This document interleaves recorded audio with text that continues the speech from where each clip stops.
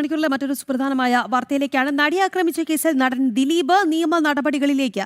തനിക്കെതിരെ ഗൂഢാലോചന നടന്നുവെന്ന ആക്ഷേപം ചൂണ്ടിക്കാട്ടിയാണ് നടപടി.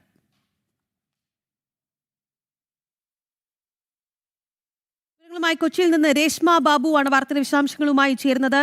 രേഷ്മ, താൻ അനുഭവിച്ച മനോവ്യഥകൾക്ക് അല്ലെങ്കിൽ തനിക്കെതിരെ ഗൂഢാലോചന നടന്നു, ഇക്കാര്യങ്ങളെല്ലാം അദ്ദേഹം ഇന്നലെ തന്നെ കോടതി കുറ്റമുക്തനാക്കിയതിന് പിന്നാലെ പ്രതികരിച്ചതാണ്. എന്തായാലും ഇപ്പോൾ നിയമ നടപടിയിലേക്ക് ദിലീപ് പോകുന്നു എന്നുള്ള ഒരു അപ്ഡേറ്റ് ആണ് ലഭിക്കുന്നത്. പറയൂ രേഷ്മ. കേസിൽ കുറ്റമുക്തനായ നടൻ ദിലീപ് നിയമ നടപടികളിലേക്ക് ഒരുങ്ങുന്നു അല്ലെങ്കിൽ കടക്കുന്നു എന്നുള്ളതാണ് ഈ മണിക്കൂറിലെ ഏറ്റവും പ്രധാനപ്പെട്ട സുപ്രധാനമായ വാർത്ത. അതായത് തനിക്കെതിരെ ഗൂഢാലോചന നടന്നു എന്ന് കഴിഞ്ഞ ദിവസം തന്നെ കോടതിയിൽ നിന്ന് പുറത്തിറങ്ങിയ നിമിഷം ദിലീപ് പ്രതികരിച്ചിരുന്നതാണ്. മുൻ ഭാര്യയും നടിയുമായ മഞ്ജു വാര്യർക്കെതിരെയായിരുന്നു ആദ്യ പ്രതികരണം ദിലീപിന്റെ. അതായത് മഞ്ജു വാര്യരാണ് ഈ സംഭവവുമായി ബന്ധപ്പെട്ട ഒരു ക്രിമിനൽ ഗൂഢാലോചന നടന്നു എന്ന് പറഞ്ഞത്.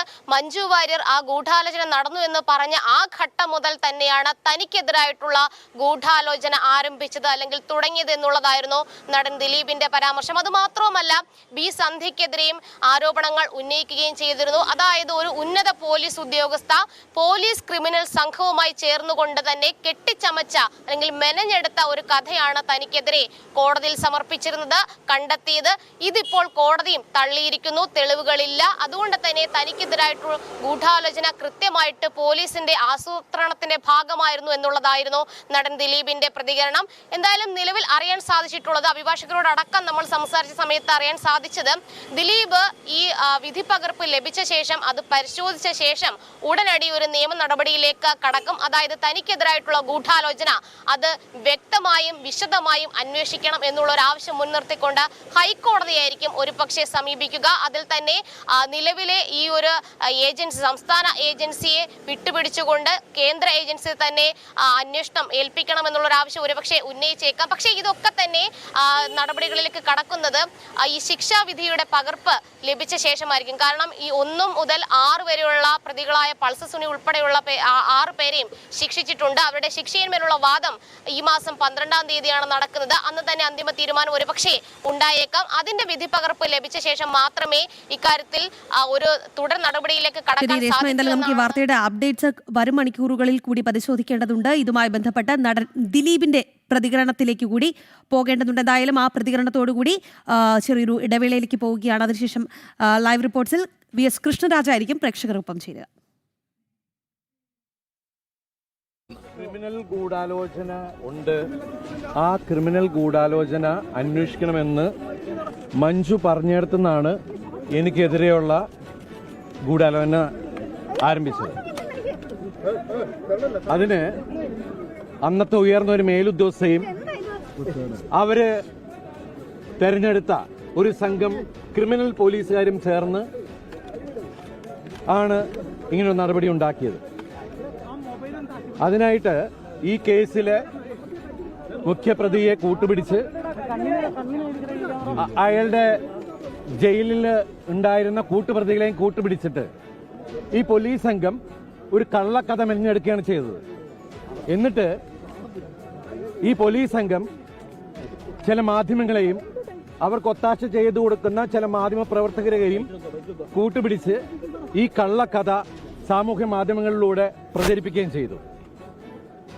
ഇന്ന് കോടതിയിൽ ഈ പോലീസ് സംഘം ഉണ്ടാക്കിയ കള്ളക്കഥ തകരുകയാണ് ചെയ്തത്.